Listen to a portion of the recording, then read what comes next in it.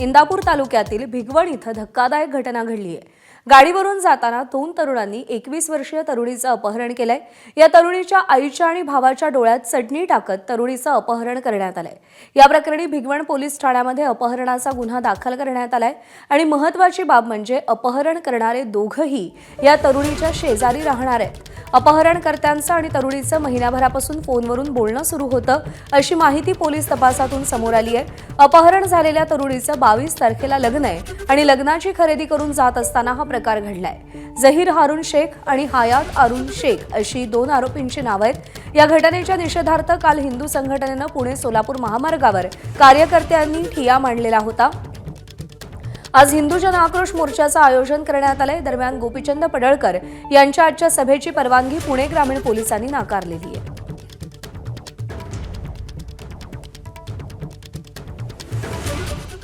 दरम्यान मोर्चाच्या पार्श्वभूमीवरती पोलीस बंदोबस्तात वाढ करण्यात आली आहे। आढावा घेतला आमच्या प्रतिनिधींनी, पाहूया।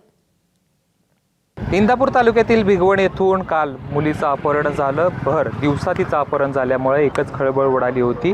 पोलिसांनी 6 पथकं त्या मुलीच्या शोधासाठी रवाना केलेली पाहायला मिळत आहेत। या ठिकाणी आपण बघू शकतो पोलीस स्टेशनमध्ये कडोकड बंदोबस्त पोलिसांचा पाहायला मिळतोय आणि त्यानंतर जे आहे ते हिंदू जन आक्रोश मोर्चाचं आयोजन करण्यात आलेले आहे। जरी मोर्चाचं आयोजन करण्यात आलं असलं तरी पोलिसांनी याला परवानगी नाकारलेली आहे। समाजात तेढ निर्माण होईल असं कुठलंही वर्तन करू नये असं पोलिसांनी आवाहन दोन्ही बाजूला केलेलं आहे।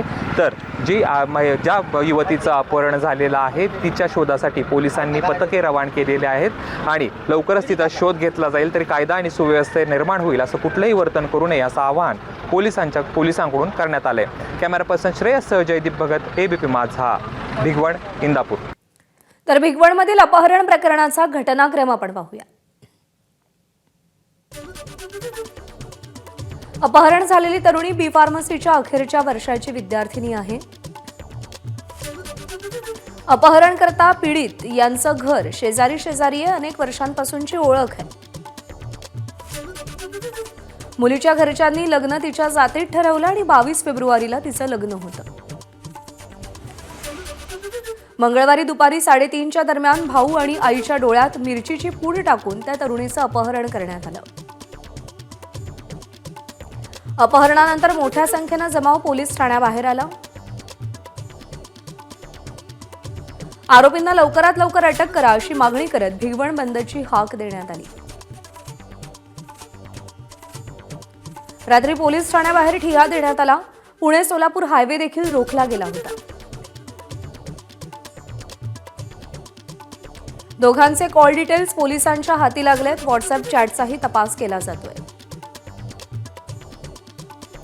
शोधासाठी पोलिसांची 6 पथकं तैनात करण्यात आली आहेत। 165 किलोमीटरचा रूट मॅप तयार करण्यात आलाय।